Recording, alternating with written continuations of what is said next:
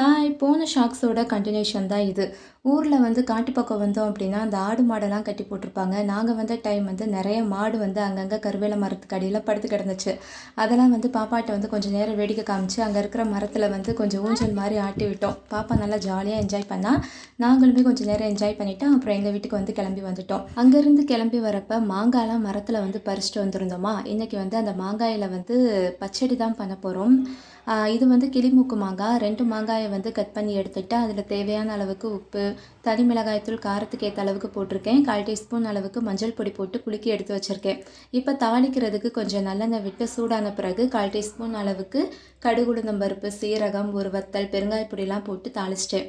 இதில் மாங்காயை போட்டு 2 நிமிஷத்துக்கு நல்லா வதக்கிட்டு, கொஞ்சம் தண்ணி ஊற்றி மூடி போட்டு 8 நிமிஷம் வேக வச்சாலே மாங்காய் நல்லா சாஃப்டாக வெந்துடும். இனிப்புக்கு ஏற்ற அளவுக்கு வந்து வெல்லத்தை துருவி போட்டு மிக்ஸ் பண்ணிக்கோங்க. வெல்லம் கரைச்சதுக்கப்புறம் ஆஃப் பண்ணிடுங்க. சூப்பரான மாங்காய் பச்சடி ரெடி.